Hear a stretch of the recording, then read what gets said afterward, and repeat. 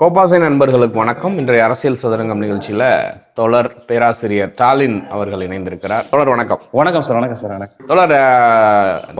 ஒன்றிய அரசு தமிழ்நாட்டை மட்டும் இல்லாம பாஜக ஆளாத எதிர்கட்சிகளை ஃபுல்லாவே வஞ்சிக்கிறது, குறிப்பாக வரி பகிர்வுல வஞ்சிக்கிறது அப்படிங்கிற அந்த குரல் இப்போ ஓங்கி எழும்ப ஆரம்பிச்சிருக்குது.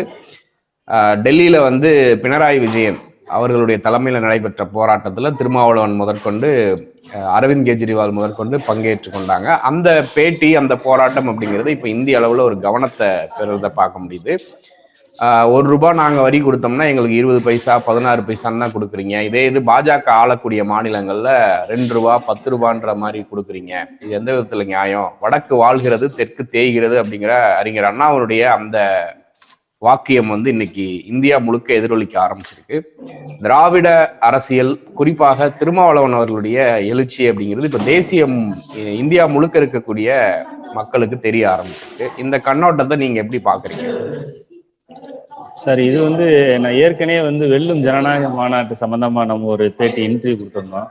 அதிலே அண்ணன் திருமாவளவன் அவர்கள் குறிப்பா வெல்லும் ஜனநாயக மாநாட்டிற்கு பின்பு இந்த இந்திய தேசத்தினுடைய கவனிக்கப்படக்கூடிய ஒரு தலைவரா மாறுவார் அப்படின்றத நம்ம பதிவு செய்திருந்தோம் ஏற்கனவே உங்களோட சேனல்ல இன்டர்வியூல. ஆமா, அதனுடைய இம்பாக்ட் இன்றைக்கு நடந்திருக்கிறது. அதன் அடிப்படையில லட்சக்கணக்கான மக்கள், ஏறக்குறைய 15 லட்சம் 20 லட்சம் மக்கள் திரண்டதாக சொல்கிறார்கள் மாநாட்டுல.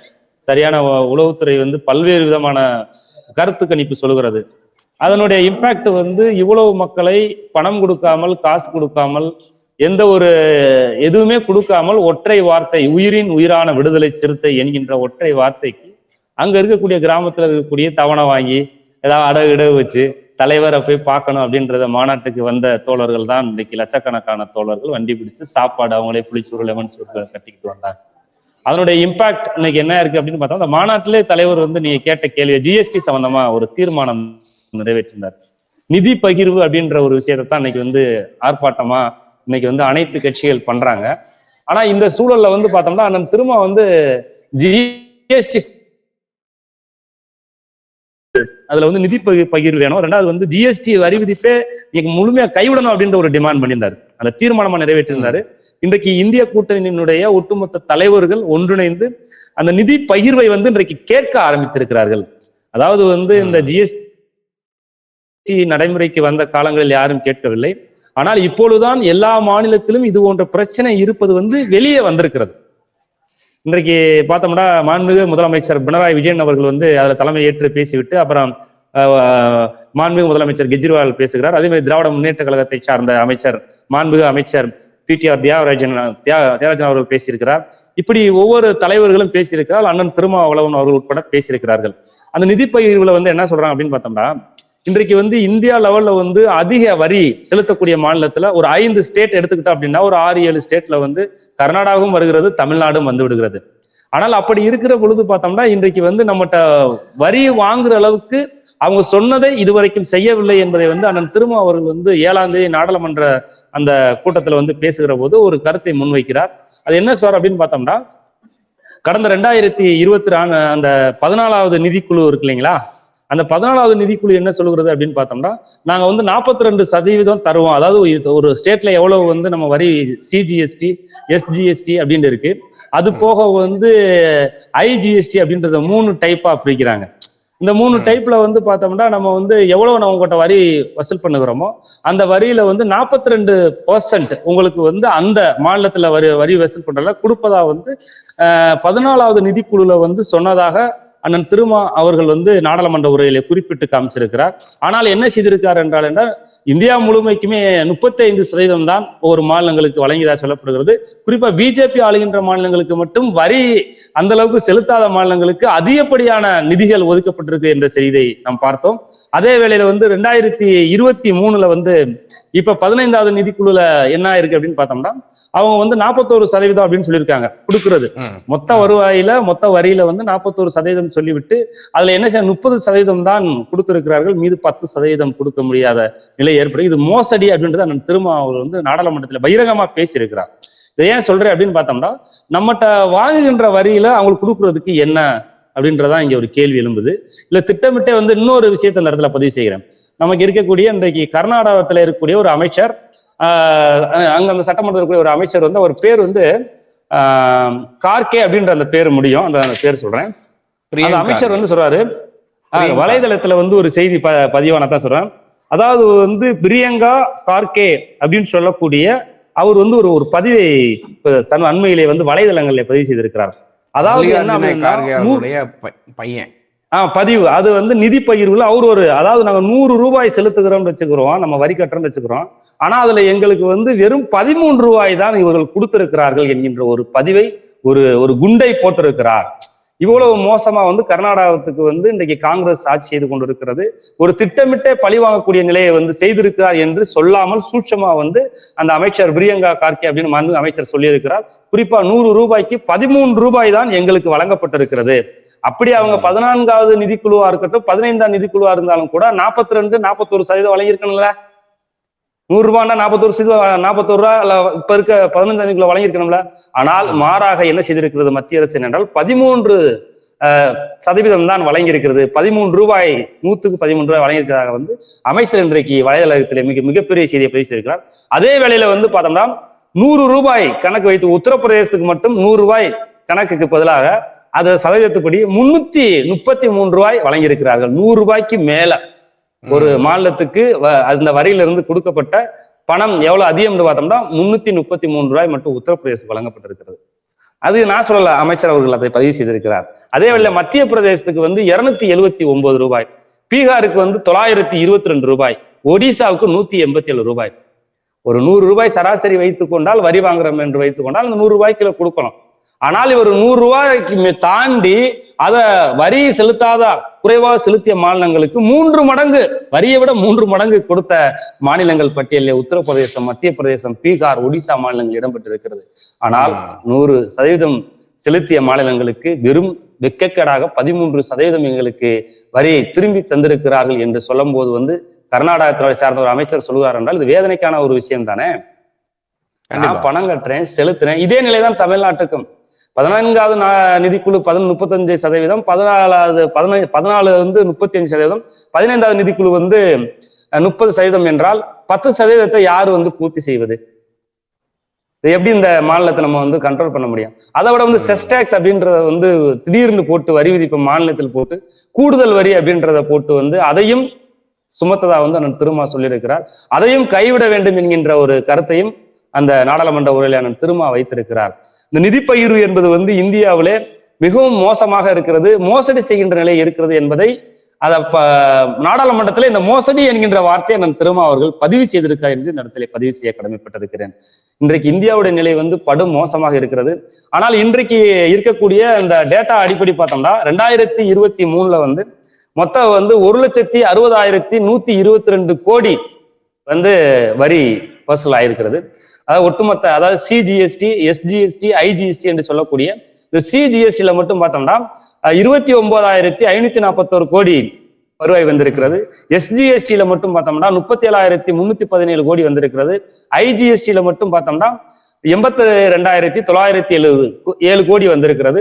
அதே மாதிரி செஸ் டாக்ஸ்ல வந்து 10,355 கோடி வந்திருக்கிறது. ஏறக்குறைய வந்து இதெல்லாம் ஒட்டுமொத்தமாக இந்த ஐஜிஎஸ்டி அப்படின்னா நமக்கு நிறைய பேருக்கு தெரியாது. ஐஜிஎஸ்டி அப்படின்ற போது இம்போர்ட் அண்ட் எக்ஸ்போர்ட். இந்த இது இப்படி நமக்கு மேக்சிமம் எல்லாம் காமனா தெரிஞ்ச விஷயம். சிஜிஎஸ்டி தெரியும், எஸ்ஜிஎஸ்டி தெரியும். இந்த ஐஜிஎஸ்டினா என்ன அப்படின்னு பார்த்தோம்னா ஒன்லி இம்போர்ட் அண்ட் எக்ஸ்போர்ட். நம்ம வந்து இறக்குமதி செய்யறோம், அதே மாதிரி ஏற்றுமதி செய்யறோம் இல்லையா, அதுல இருந்து வரக்கூடிய வரி அப்படின்றதான் வந்து 82,907 கோடி. ஆனா சிஜிஎஸ்டி, எஸ்ஜிஎஸ்டி வந்து 29,000, 36,000 மொத்தம் சேர்த்து 1,60,122 கோடி 2023 வரி வசூல் வந்ததாக நமக்கு சொல்லப்பட்டிருக்க டேட்டா. இதுதான் நமக்கு தெரிஞ்ச ஒரு டேட்டா. ஆனா இவ்வளவு வரி வசூல் பண்ணும்போது ஏன் அதிகமான வரி கட்டுற மாநிலங்களுக்கு ஏன் குறைவாக தருகிறார்கள்? அது எந்த நோக்கத்தில் தருகிறார்கள் என்பதை இந்த இடத்துல கேள்வி எழுப்ப வேண்டிய நிலை இருக்கிறது. அதாவது வந்து சமூக நீதி, சமத்துவம் அப்படின்னா என்ன அப்படின்னு பார்த்தோம்னா சரியான முறையில் பங்கை பிரித்து கொடுப்பதுதான் சரியான நீதி, சமூக நீதி. ஆனால் இந்த பொருளாதாரத்திலே வந்து பார்த்தோம்னா நிதியமைச்சரா இருக்கட்டும், இன்னைக்கு வந்து உண்மையிலேயே வந்து அவங்கெல்லாம் வந்து ஒரு மோசடி செய்கின்ற நிலைதான் ஏற்பட்டிருக்கிறது. சமூக நீதி இல்லாமல் பாரபட்சம் பார்த்து செயல்படுகிறார்கள் இந்தியா முழுவதும் என்பதை இந்த போராட்டம் அண்மையிலே நேற்று நடந்த போராட்டங்கள்ல வந்து மாண்புமிகு அமைச்சர் மரியாதைக்குரிய பினராயி விஜயன் அவர்கள் பேசியதையும், அதே மாதிரி மாண்புமிகு அமைச்சர் கெஜ்ரிவால், அண்ணன் திருமாவளவன், இன்னும் பல்வேறு தலைவர்கள் அந்த கருத்தை முன்வைத்து பேசிய காட்சியை பார்க்கிற பொழுது பிஜேபி அப்பட்டமாக இந்துக்களுக்கு எதிராக செயல்படுகிறார்கள் என்பதை இந்த இடத்திலே பதிவு செய்கிறேன். இந்துக்களின் பாதுகாவலர் என்கின்ற புலி, அதாவது சொல்லுவோம்ல, பசுத்தோல் போர்த்திய புலியால் என்று ஒரு பழமொழி நம்ம சொல்லுவாங்க இல்லையா, அந்த மாதிரி இன்றைக்கு வந்து பிஜேபி அரசு வந்து இந்துக்கள் பாதுகாவலம் என்று சொல்லிவிட்டு இந்து மக்களை வந்து இன்றைக்கு வந்து படும் மோசமான பள்ளத்தில் தள்ளி விட்டு இருக்கிறார்கள் என்பதை இந்த இடத்துல பதிவு செய்கிறேன். இறுதியா ஒரு 2 கேள்வி. அந்த 2ல முதலாவது கேள்வி பாத்தீங்கன்னா, இன்னைக்கு 370 இடங்களை பாஜக மட்டுமே ஜெயிக்கும் அப்படின்னு சொல்லிட்டு ரொம்ப ஒரு கிட்டத்தட்ட ஒரு ஆணவமான தொனியில நாடாளுமன்றத்திற்கு உள்ளாகவே ஒரு பிரதமர், இதுக்கு முன்னாடி இருக்கிற பிரதமர்லாம் அப்படி பேசினாங்களா அப்படிங்கிறது தெரியல. பட் மோடி அவர்கள் வந்து எல்லா வரம்புகளையும் எல்லா மரபுகளையும் மீறி தான் 10 ஆண்டுகளா செயல்பட்டு இருக்கிறாரு. 370 இடங்களை ஜெயிப்போம் அப்படின்னாங்க. இப்போ 2-3 சி ஓட்டர் கருத்து கணிப்புகள்லாம் வந்துச்சு. டைம்ஸ் நவ் கருத்து கணிப்புலாம் வருது. பாத்தீங்கன்னா கிட்டத்தட்ட ஒரு 300 இடங்களை என்டிஏ கூட்டணி தான் வெல்லும் அப்படிங்கிற மாதிரி ஒரு கருத்தை சொல்லியிருக்கிறாங்க. தமிழ்நாடு, கேரளா போன்ற மாநிலங்கள்ல ஷியோர் ஷார்ட்டா இந்தியா கூட்டணி வென்றுரும் அப்படின்னு சொல்லியிருக்கிறாங்க. இப்போ இந்த மாநில சுய ஆட்சி அடிப்படையிலான இந்த மாதிரியான விஷயங்களை இந்தியா கூட்டணி எடுத்துட்டு போறப்ப எந்த அளவுக்கு பிஜேபியை 2024 நாடாளுமன்றத்துல தேர்தலில் வந்து தோற்கடிக்கிறதுக்கான யுக்தியா நம்ம இந்தியா கூட்டணி கட்சிகள் பிரச்சாரத்துல எடுத்துட்டு போறாங்க அப்படிங்கிற ஒரு கேள்வி இருக்கு. 2024 நாடாளுமன்ற தேர்தலை ஒட்டி வரக்கூடிய தேர்தலுக்கு முந்தைய கருத்து கணிப்புகள் எல்லாம் வெளிவர ஆரம்பிச்சிருச்சு. நாடாளுமன்ற வளாகத்திற்குள்ளேயே பாத்தீங்கன்னா பிரதமர் மோடி குடியரசுத் தலைவருடைய உரைக்கு நன்றி தெரிவிக்கிற தீர்மானத்துல பேசுறாரு. நாங்க 370 இடங்களை ஜெயிப்போம், என்டிஏ கூட்டணிகளா சேர்ந்து 405 இடங்களை ஜெயிப்போம் அப்படின்னு ரொம்ப ஒரு ஆணவ துணியோட பேசியிருக்கிறாரு. இப்போ இந்த வரி மாநிலங்களை வஞ்சிக்கக்கூடிய பாஜக இன்னைக்கு நேற்று நடந்த சம்பவத்துல பாத்தீங்கன்னா அந்த எதிர்ப்பு கூட்டத்துல ஒரு ஒற்றுமையை பார்க்க முடிஞ்சிச்சு இந்தியா கூட்டணி கட்சிகளுடைய மத்தியில. அரவிந்த் கெஜ்ரிவால் இருக்கிறாரு, சிபிஎம் இருக்காங்க, காங்கிரஸ் இருக்கிறாங்க, அப்புறம் டிஎம்கே இருக்குது, விசிகா திருமாவளவன் அவர்கள் எல்லாமே இருக்காங்க. ஸோ இந்த ஒற்றுமையோடு இருக்கக்கூடிய பிரச்சாரம் நிச்சயமாக மக்கள் மத்தியில எடுபடும். ஏன்னா வட மாநிலங்களை பொறுத்த வரைக்கும் பிஜேபிக்கும் காங்கிரஸ் கூட்டணி இல்லைன்னா இந்தியா கூட்டணிக்குமான இடைவெளி அப்படிங்கிறது அதிகபட்சமா 3% தான். ரொம்ப அதிகபட்சமா ஆவரேஜா பாத்தீங்கன்னா. ஸோ இப்போ அரவிந்த் கெஜ்ரிவால் போன்ற தலைவர்கள்லாம் இந்தியா கூட்டணியோட சேர்ந்து பிரச்சாரம் பண்றப்ப இன்னும் வாக்குகள் வந்து இந்த பக்கம் கன்வெர்ட் ஆகும். ஸோ இந்தியா கூட்டணியுடைய வெற்றி வந்து எந்த அளவுக்கு இருக்கும்னு நீங்க பாக்குறீங்க? அதாவது வந்து 2024 இந்திய கூட்டணி தான் ஆட்சியை அமைக்க போகிறது. அதையே இந்த இடத்துல பதிவு செய்கிறோம் அப்படின்னு பார்த்தோம்னா, இன்றைக்கு வந்து இந்தியாவை ஆளுகின்ற அளவிற்கு பிஜேபிக்கு, பாரதிய ஜனதாவுக்கு எந்த தகுதியும் இல்லை, எந்த அருகதையும் இல்லை என்பதை சொல்ல கடமைப்பட்டிருக்கிறேன். நிர்வாக ரீதியாக இருந்தாலும் சரி, பொருளாதார ரீதியாக இருந்தாலும் சரி, அவர்கள் என்ன செய்திருக்கிறார்கள் என்பதை நாம் பார்க்க வேண்டிய தேவை இருக்கிறது. ஆனால் நீங்கள் சாமானிய மக்களுக்கு இந்த செய்தி போய் சேருமா என்கின்ற கேள்வி எழும்பும். இன்றைக்கு அண்மையிலே வட மாநிலங்களில், குறிப்பா வட மாநிலங்கள் வந்து பார்த்தோம்னா ராமர் அப்படின்னு சொல்லுகிற போது அந்த கோயிலுக்காக பல்வேறு ட்ரெயின்கள், பஸ்ஸுகள் இலவசமாகலாம் வரலாம், பயணம் செய்யலாம் அப்படின்றதெல்லாம் அறிவிப்பு செய்தது மத்திய அரசு. ஆனால் அதே அந்த மாநிலத்தை சார்ந்த சிறுவர் ஒருவர் கேள்வி எழுப்பினார், நீங்கள் ராமர் கோயில் கட்டுவதால் என்ன பயன்? எங்களுக்கு பள்ளிக்கூடம் கொடுத்தால், கல்வி கொடுத்தால் நாங்கள் அதிகாரத்துக்கு வருவோம், நாங்கள் வந்து சமத்துவத்தை பெறுவோம், சம அந்தஸ்தை பெறுவோம் என்று இந்தியிலே பேசுகின்ற அந்த காட்சி, ஒரு சிறு வயதில் பேசக்கூடிய அந்த சிறுவன் பேசிய காட்சி இந்திய முழுவதும், உலகம் முழுவதும் அது சென்றிருக்கிறது. இதை ஏன் இந்த இடத்துல பதிவு செய்கிறேன் என்றால், எங்கே அவர்கள் வலிமையாக இருக்கிறோம் என்று சொல்கிறார்களோ அங்கேயே வந்து இருப்பதற்கு அந்த சிறுவன் பேசிய ஒரு செய்திதான் சான்றாக இந்த இடத்துல சொல்ல கடமைப்பட்டிருக்கிறேன். ஆக அந்த அடிப்படையிலே இந்தியா முழுவதும் இந்தியா கூட்டணி வெற்றி பெறும். குறிப்பா தமிழகத்திலே புதுச்சேரி உட்பட 40 இடங்களும் இந்தியா கூட்டணி தான் வெற்றி பெறுமே தவிர திராவிட முன்னேற்ற கழகத்தை சார்ந்த அந்த அணிதான் வெற்றி பெறும். வேற எந்த அணியும் வெற்றி பெறுவதற்கு வாய்ப்பே இல்லை. இதை இன்றைக்கு எழுதி வைத்துக் கொள்ளுங்கள். அதே போல் வந்து நம்ம கேரளாவிலும் இந்திய கூட்டணி தான் வெற்றி பெறப் போகிறது, கர்நாடகாவிலும் இந்திய கூட்டணி தான் வெற்றி பெறப் போகிறது, தெலுங்கானாவிலும் இந்திய கூட்டணி தான் வெற்றி பெறுகிறது. ஏறக்குறைய இந்த இடங்களில் வெற்றி பெற்றாலே ஏறக்குறைய 100-120 இடங்களை வந்து இந்திய கூட்டணி கைப்பற்றி விடும். ஏறக்குறைய 120 இடங்களை கைப்பற்றி விட்டாலே அவர்களுக்கு இன்னும் 100 தானே, 100 150 தான் தேவைப்படும். மொத்தம் 543 பிளஸ் லோக்சபா நினைக்கிறேன். ஆக இந்த இடத்தை ஆள்வதற்கு எவ்வளவு தேவைப்படும் என்றால் 250 பிளஸ் 270 சீட்டு ஜெயிச்சால் அவ்வளவுதான், அவங்க தான் ஆட்சி அமைக்க போறாங்க. இந்த தான் நம்ம இந்த இடத்துல பார்க்க முடியும். ஆக அந்த அடிப்படையில வந்து அதே போல மேற்கு வங்கத்துடைய சிங்கம் என்று சொல்லக்கூடிய மாண்புமிகு அமைச்சர் மம்தா பானர்ஜி அங்க ஏறக்குறைய 90% அவர்களால் வெற்றி பெறுவார்கள். அதே போல வந்து உத்தரப்பிரதேசத்துல மிகப்பெரிய மாற்றம் இந்த முறை நிகழும். உத்தரப்பிரதேசத்துல 2 முறை பிஜேபி ஆட்சி செய்திருந்தாலும் கூட உத்தரப்பிரதேசத்தில் எந்த வளர்ச்சியும் எட்டப்படவில்லை.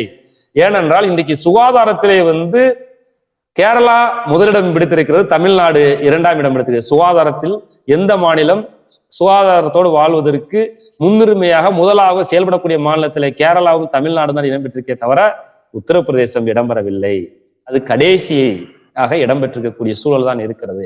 ஆக அந்த அடிப்படையிலே அந்த மக்கள் வந்து பஞ்சம் பிழைப்பதற்கே தமிழ்நாட்டை நோக்கி நாடுகிறார்கள், கேரளாவை நோக்கி நாடுகிறார்கள், கர்நாடகத்தை நோக்கி நாடுகிறார்கள். ஆக அது இதை எதை காட்டுகிறது என்றால் தமிழ்நாடை போல கர்நாடகாவை போல இங்க இருக்கக்கூடிய கேரளாவை போல வட மாநிலங்களும் மாற வேண்டும் என்கின்ற எண்ணம் இங்கே வேலை பார்க்கக்கூடிய, இங்கே கட்டட வேலை பார்க்கக்கூடிய, இங்கே வந்து பானிபூரி விற்கக்கூடிய நபர்கள் சொல்லுகின்ற நிலை ஏற்பட்டிருக்கிறது என்றால் இவர்கள் அங்கு ஒரு மாற்றத்தை உருவாக்குவதற்கான வாய்ப்புகள் இருக்கிறது. அந்த அடிப்படையில உத்தரப்பிரதேசத்திலே காங்கிரஸ் அகிலேஷ் யாதவ் கடந்த முறை ஒரு ஜஸ்ட் மிஸ்ல தான் அகிலேஷ் யாதவ் வந்து ஆட்சி இழந்தார். ஆனால் இந்த முறை காங்கிரஸோடு கூட்டணி சேர்கிற பொழுது கண்டிப்பாக உத்தரப்பிரதேசல பிஜேபி ஆளுகின்ற அரசா இருந்தாலும் கூட உத்தரப்பிரதேசல அகிலேஷ் யாதவ் தலைமையிலே இந்திய கூட்டணி வந்துதான் அதிக 70% இடங்களை இந்திய கூட்டணி வெற்றி வரும் என்பதை அந்த இடத்துல முதலில் பதிவு செய்கிறேன். என்னால் உத்தரப்பிரதேசம் தான் இந்தியாவுடைய வெற்றியை தீர்மானிக்க போகிற இடம். எல்லா இடங்களையும் இருந்தாலும் கூட பெரும்பான்மையான நாடாளுமன்ற உறுப்பினர் இருக்கக்கூடிய ஒரு மாநிலம் என்பது வந்து உத்தரப்பிரதேசம் என்பது எல்லாருக்கும் தெரியும். ஆனால் இந்த உத்தரப்பிரதேசத்துல இன்றைக்கு 70% வெற்றி பெறக்கூடிய அணி இந்திய கூட்டணியா இருக்கும். அது அகிலேஷ் யாதவ் காங்கிரஸ் தலைமையிலே உருவாக்கக்கூடிய கூட்டணி தான் 70% வெற்றி பெறுவார்கள். ஆக அங்க வெற்றி பெற்று விட்டாலே ஏறக்குறைய என்னுடைய கணிப்புப்படி கண்டிப்பாக வந்து காங்கிரஸ் உட்பட இந்திய கூட்டணி ஏறக்குறைய 350-370 இடங்களுக்கு மேலாக இந்திய கூட்டணி வெற்றி பெற்று ஆட்சி அமைப்பார்கள் என்பதை பதிவு செய்கிறேன். நான் கண்டிப்பா தோழர். இப்போ திருமாவளவன் அவர்கள் வந்து ஒரு கோரிக்கை ஒன்று வச்சிருக்கிறார் நாடாளுமன்றத்திற்குள்ளேயாக. பெரியார், விபி சிங் ஆகிய இருவருக்கும் பாரத் ரத்னா விருது அறிவிக்கணும் அப்படிங்கிற ஒரு கோரிக்கையை முன் வச்சிருக்கிறாரு. இதை நீங்க எப்படி பாக்குறீங்க? அதாவது காங்கிரஸ் இந்த கேள்வி எழுப்பி இருக்க வேண்டும், அல்லது இங்க இருக்கக்கூடிய இந்தியாவில் இருக்கக்கூடிய அதனால் பயன்பெற்றவர்கள் எல்லாம் இந்த கேள்வியை எழுப்பியிருக்க வேண்டும். குறிப்பா உத்தரப்பிரதேசத்தில் இருக்கக்கூடிய அதாவது முன்னாள் மாண்புமிகு அமைச்சர் மாயாவதி அவர்கள் இந்த கேள்வி எழுப்பியிருக்க வேண்டும். அவர்கள் இந்த கேள்வி எழுப்பவில்லை. இங்கே தமிழ்நாட்டிலே ஆட்சி செய்த திராவிட கட்சியில் ஆட்சி செய்தார்கள், அவர்கள் இந்த கேள்வி எழுப்பியிருக்க வேண்டும், அவர்களும் எழுப்பவில்லை. விபி சிங் கட்சியை சார்ந்தவர் எழுப்பியிருக்க வேண்டும், அவர்களும் எழுப்பவில்லை. ஆனால் அண்ணன் திருமா அந்த கேள்வி எழுப்பியிருக்கார் என்றால் சமூக நீதிக்காக சமத்துவத்துக்கான ஒரு மாற்றத்தை கொண்டு வந்த தலைவர்கள் பட்டியலில தந்தை பெரியார், விபி சிங், கன்சிராம் போன்றவர்கள் இடம்பெற்றிருக்கிறார்கள். இந்த வரலாற்று தலைவர்களை நாம் ஞாபகப்படுத்த வேண்டிய தேவை இருக்கிறது. சனாதனத்தை எதிர்க்க வேண்டுமானால், சமத்துவத்தை நிலைநாட்ட வேண்டுமானால், ஜனநாயகத்தை நிலைநாட்ட வேண்டுமானால் இந்த தலைவரையும் தூக்கி பிடிக்க வேண்டியது இருக்கிறது, பாராட்ட வேண்டிய தேவை இருக்கு என்பதை உணர்ந்த ஒரு தலைவர் அண்ணன் திருமாவளவன் அவர்கள். விபி சிங்க்கு எதுக்காக அவருக்கு வந்து பாரத ரத்னா விருது தர வேண்டும் அப்படின்னு சொன்னாங்க என்றால், புரட்சியாளர் அம்பேத்கர் சட்டத்தை எழுதுகிறார், ஓபிசி மக்களுக்கு இடஒதுக்கீடு வேண்டும் என்று கேள்வி எழுப்புகிறார். ஆனால் யாரும் அன்றைக்கு முன்வரவில்லை. புரட்சியாளர் அம்பேத்கர் பதவியில் இதற்கு முக்கியமான காரணம் ஓபிசி மக்களுக்கு நீங்க இடஒதுக்கீடு தர மறுக்கிறீர்கள் என்று பல்வேறு காரணங்களே அது ஒரு காரணம். இப்படிதான் அம்பேத்கர் வந்து ரிசைன் பண்றார். ஆனால் அதை நடைமுறைப்படுத்திய ஒரு மாபெரும் ஒரு லீடர் தலைவர் அன்றைய பிரதமர் யாருன்னா விபி சிங் தான். சாத்தியமே இல்லை. இன்னைக்கு ஓபிசி மக்கள் வந்து இன்னைக்கு பேராசிரியரா இருக்கிறாங்க, இன்னைக்கு பெரிய பெரிய அரசியல் அதிகாரத்துல இருக்கிறாங்க, இன்னைக்கு வந்து கவர்மெண்ட் செக்டார் அப்படின்னு சொல்லக்கூடிய அரசு ஊழியர்ல அவங்க வந்து ஓபிசி மக்களுக்கான இடஒதுக்கீடு இந்தியா முழுவதும் சென்ட்ரல் கவர்மெண்டா இருக்கட்டும், ஸ்டேட் கவர்மெண்டா இருக்கட்டும், அந்த ஓபிசி மக்கள் இடஒதுக்கீட்டுல இன்னைக்கு பயன்பெறுகிறார் என்றால் அதற்கு முதல் காரணி யார் என்றால் விபி சிங் தான். அந்த விபி சிங்கோட ஆதரவாக இருந்தவர் யார் என்றால் தலித் அமைப்புகள், தாழ்த்தப்பட்ட ஒடுக்கப்பட்ட அமைப்பை சார்ந்தவர்கள், குறிப்பா ராம்தாஸ் அத்வேலாவா இருக்கட்டும், ராம்விலாஸ் பாஸ்வானா இருக்கட்டும், இவர்கள் எல்லாம் எதிர்ப்பு தெரிவிக்கவில்லை. அந்த ஓபிசி மக்கள் இடஒதுக்கீட்டுக்கு ஆதரவாக நின்ற ஒரு தலைவர்கள் ஷெட்யூல் காஸ்ட் ஷெட்யூல் டிரைபல் தலைவர்கள் தான். குறிப்பா ராம்தாஸ் அத்வாலே, ராம்விலாஸ் பாஸ்வான் போன்றவர்கள் வந்து ஓபிசி இடஒதுக்கீடுக்காக ஆதரவாக செயல்பட்டார்கள். ஆனால் இவர் சாதி ரீதியாக வந்து ஓபிசிக்கும் எஸ்சிக்கும் இங்க பல்வேறு பிரிவினைவாதம் இருந்தாலும் கூட அந்த இடத்துல ஓபிசிக்கு ஆதரவாக செயல்பட்டு அதன் அடிப்படையில விபி சிங் தலைமையில ரிசர்வேஷன் கொண்டு வரப்பட்டது. ஆக அப்படியாப்பட்ட மாபெரும் தலைவரை பாராட்டு விதமாக நீங்கள் பாரத ரத்னா விருது தர வேண்டும். ஏனென்றால் எல்லா சாதியிலும் எல்லா சமூகத்திலையும் வந்து நலிவடைந்த பிரிவினர் இருக்கிறார்கள், பொருளாதாரத்திலே பின்தங்கி இருக்கிறார்கள், வலிமையின்றி வாழ்கிறார்கள். இவர்களுக்கு கல்வி உள்ளிட்ட அதிகாரத்தில் அமர்வதற்கான வாய்ப்பை ஏற்படுத்திய தலைவர் விபி சிங். புரட்சியாளர் அம்பேத்கர் சட்டத்தை கேட்ட கோரிக்கையை நடைமுறைப்படுத்தியதிலே விபி சிங்குடைய பங்களிப்பு இன்றியமையாது. அதன் அடிப்படையில் திருமா அவர்கள் வந்து விபி சிங் அவர்களுக்கு வந்து பாரத ரத்னா விருது கேட்டிருக்கிறார். அதே போல தந்தை பெரியார் இன்றைக்கு வந்து பார்த்தோம்னா பெண் கல்வி கூடாது என்ற காலம் இருந்தது இந்தியாவில. ஒரு காலத்துல 1947க்கு முன்னூறு பெண்களுக்கு ஓட்டுரிமை இருக்கா அப்படின்னு சொல்ல முடியாது. ஓட் ரைட்ஸே வந்து புரட்சியாளர் அம்பேத்கர் வைத்த கோரிக்கை தான். 1930, 31, 32 உலக வட்ட மேச மாநாட்டில் தான் புரட்சியாளர் அம்பேத்கர் கேட்கிறாரு. தாத்தா ரெட்டைமலை சீனிவாசனும் புரட்சியாளர் அம்பேத்கர் தான் நீங்க வந்து வயது வந்தோருக்கு வாக்குரிமை வழங்க வேண்டும், எந்த சாதியா இருக்கட்டும் எந்த மதமா இருக்கட்டும் அப்படின்ட்டு. இதன் அடிப்படையில தான் வந்து இந்த vote of taxpayer empowerment அப்படின்னு சொல்லுவாங்க. ஓட்டுக்கு ஒரு எக்ஸ்பிளேஷன் உண்டு. யார் டாக்ஸ் கட்டுறானோ அவனுக்கு தான் ஓட்டு, யாரு படித்து பட்டம் பெற்றிருக்கான் அவனுக்கு தான் ஓட்டு. இதனுடைய தாக்கம் தான் என்ன ஆகுது அப்படின்னு பார்த்தா 1947 அந்த குடியரசு 1950 மாறின பின்னாடிதான் வந்து எல்லாத்துக்கும் ஓட் ரைட்ஸே கிடைக்குதுங்க.